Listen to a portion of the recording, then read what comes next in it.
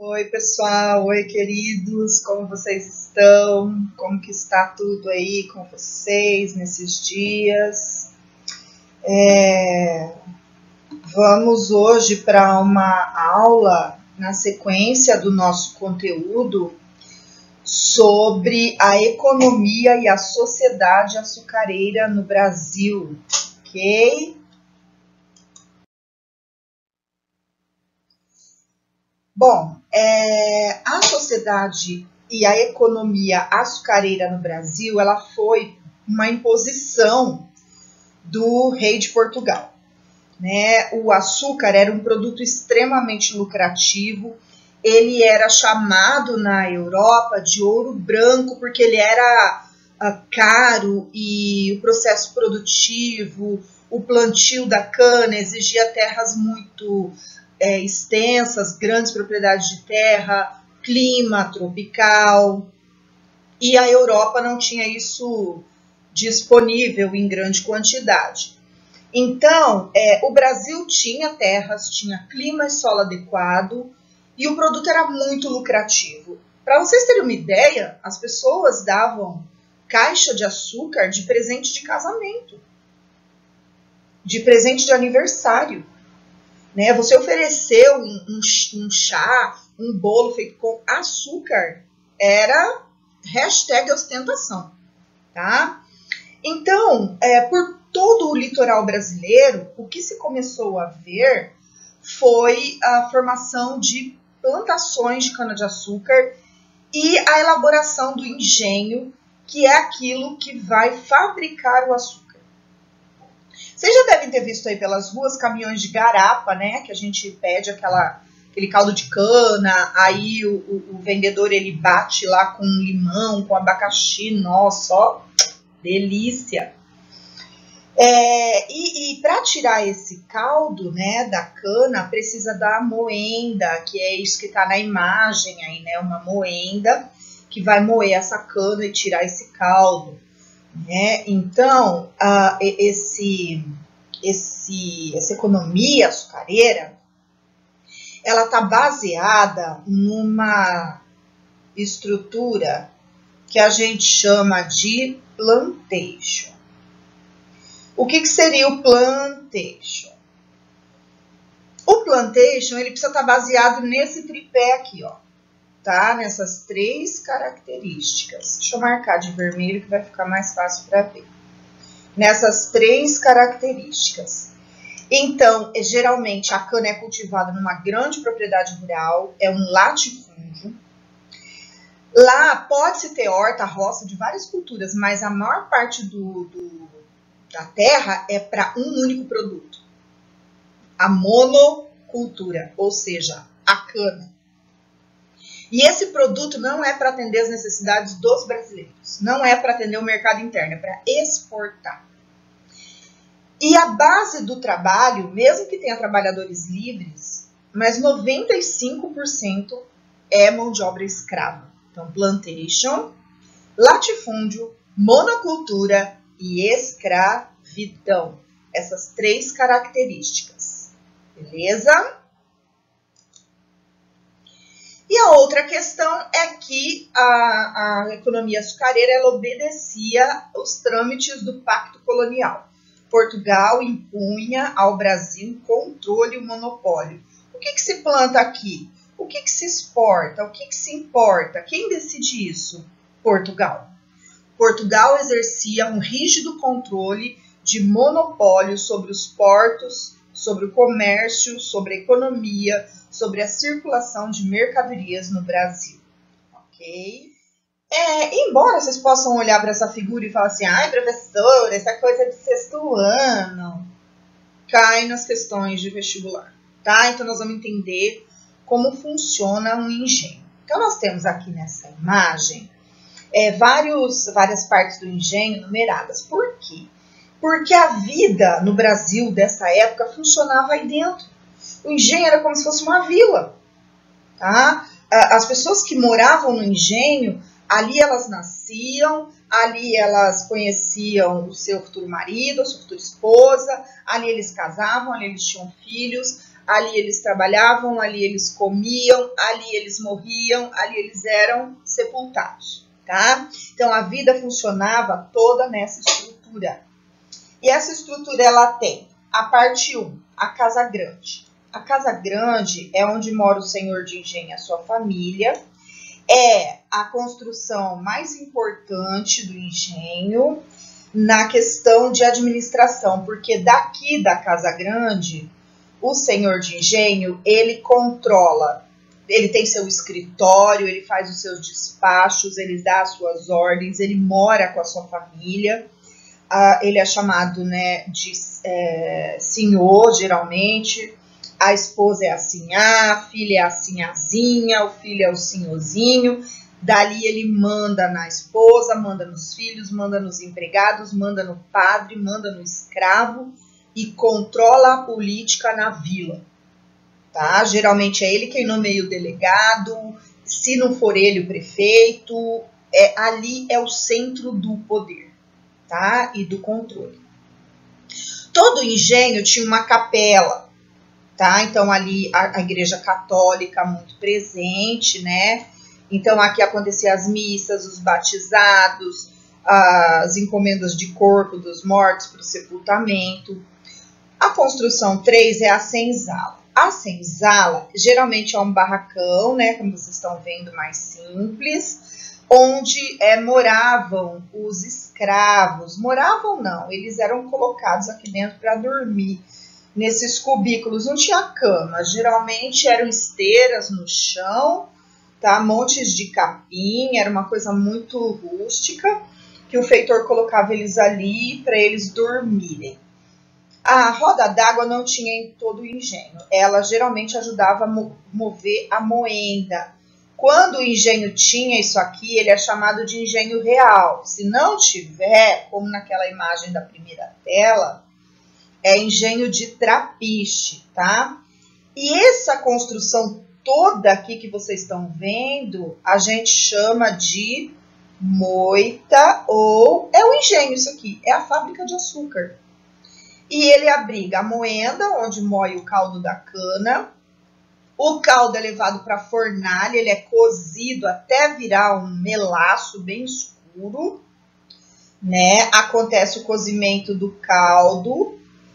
Aí ele é levado para a casa de purgar, que é num galpão, onde ele vai ser colocado em formas para ele secar, ele vai ficar descansando, tá? Então aqui acontece o processo da fabricação do açúcar. A estrutura 9 é uma roça, então o que se planta, o que se faz nessa roça? Eu acho que eu acabei cortando a roça, que ela era mais lá no alto da imagem, tá? Mas a roça é onde se planta aquilo que vai se consumir, né, no engenho todo. Ali você tem plantio do algodão, da mandioca, de hortaliças, de feijão, para sustentar os moradores.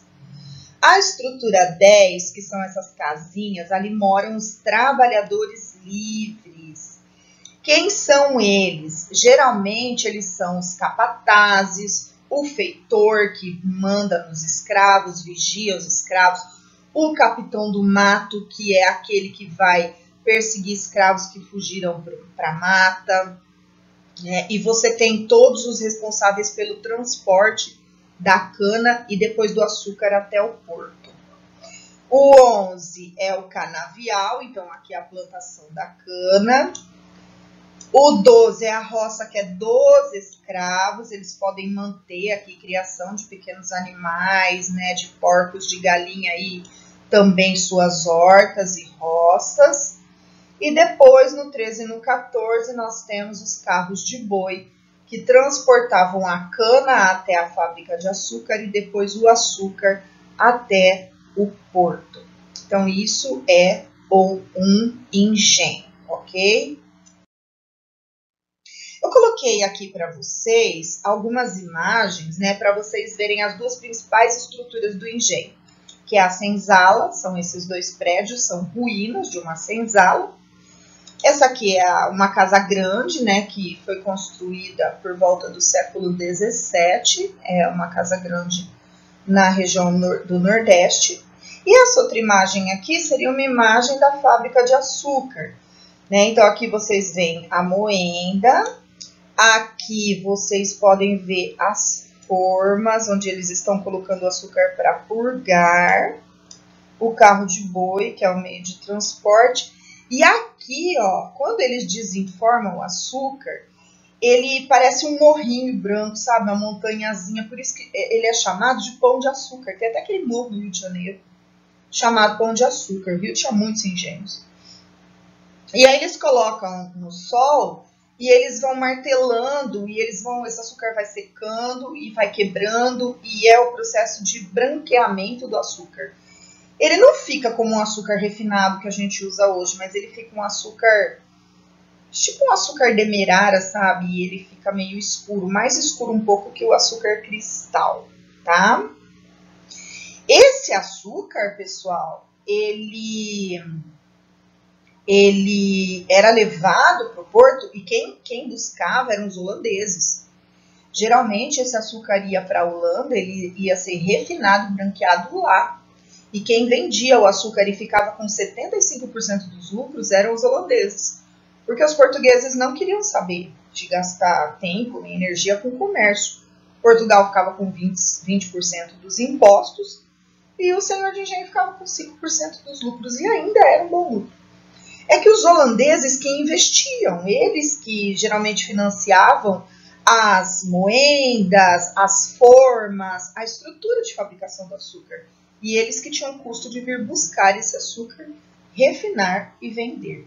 Então era lucrativo para as três partes, para os holandeses, para o rei de Portugal e para os senhores de engenho. Nós vamos falar um pouquinho da sociedade açucareira. Algumas características dessa sociedade muito importantes, tá, pessoal? Para as questões de prova, questões de vestibular, questões do PAS, muito importante. A sociedade açucareira, ela é rural. A maioria das pessoas no Brasil moravam na área rural. Então, mesmo que tivesse a vila, mesmo que tivesse o comércio, mesmo que tivesse a delegacia na vila, o número de habitantes era imensamente inferior ao número de moradores de um engenho. Você tinha engenhos médios, grandes e pequenos, mas os engenhos grandes, eles chegavam a abrigar 2.000 pessoas, tá? 3.000 pessoas. Então, a vida rural era muito intensa. Era uma sociedade estratificada, tá? Então, uma sociedade nitidamente dividida em classes sociais. E quando você olhava para as pessoas, principalmente por duas coisas, a roupa e a cor da pele, você sabia quem era essa pessoa. Você sabia se ela era um senhor, uma senhora de engenho. Você sabia se era um escravo. Você sabia se era um homem pobre e livre. Então é uma sociedade bem dividida socialmente falando. É uma sociedade imobilista. O que é isso? Difícil, quase impossível mudar de classe social. Tá? Quase não há histórias na sociedade açucareira de escravos que se tornaram senhores de engenho. De senhores de engenho que se tornaram homens pobres ou escravos. Né? Nós vivemos numa sociedade capitalista, a gente sabe que há mecanismos de você enriquecer. Né? Assim, é difícil se você não tiver inserido numa família estruturada, né? Financeiramente, emocionalmente. Mas a gente sabe que é possível. A gente sabe também que é possível uma família extremamente rica administrar mal seu patrimônio e acabar perdendo tudo. Né? Mas na sociedade açucareira, isso era muito complicado. Tá? Era uma sociedade escravista. O maior número de habitantes do Brasil eram escravos negros africanos. Foram pessoas tiradas da África para trabalhar aqui. E era uma sociedade patriarcal. Patriarcal, o poder do pai, que os documentos não se referiam a pai, referiam-se ao homem como macho. Era o poder do macho. E nesses documentos, inclusive, constava que se o homem não castigasse a mulher para colocá-la no corretivo, para colocá-la no seu lugar, a igreja deveria fazer. E hoje nós temos que lutar, fazer campanhas e tal, para conter, combater, né? E quem dera um dia acabar com a violência contra a mulher. Mas isso já foi lei no Brasil, né? Então por isso que é importante a gente entender os mecanismos que a gente cria na sociedade, porque eles vão ter reflexos, com certeza. E se nós olharmos essas pinturas aqui, nós vamos ver coisas muito curiosas em relação a essa sociedade. Por exemplo, o jesuíta Antonil, ele dizia que o escravo é a mão e pés do senhor de engenho. A gente pode ver, por exemplo, nessa pintura, que o senhor, ele está sendo carregado e o escravo é aos pés dele. O escravo o transporta, ok? Nessa pintura, que ela me chama muita atenção, nós vemos aqui a família branca, né? Sendo observada e servida pelos negros. A negra aqui está fazendo vantinho para a senhora poder comer confortavelmente e livrá-la das moscas. E aqui você tem os cachorrinhos, os animais de estimação que ficam comendo as migalhinhas que a senhora branca joga para eles, tá? O patriarcalismo, o machismo está impregnado também nisso aqui, ó. O homem vai à frente, o homem branco, depois as crianças, na ordem de importância, depois as mulheres e depois os negros, ok? Então isso revela muito para nós da sociedade açucareira no Brasil por volta do século 16, 17 até meados do século 18. Ok, pessoal? Então é isso por hoje. Na próxima aula nós vamos falar um pouquinho sobre os negros e a escravidão, tá? Beijos para todos, muita saudade, abraço carinhoso no coração de cada um, tá?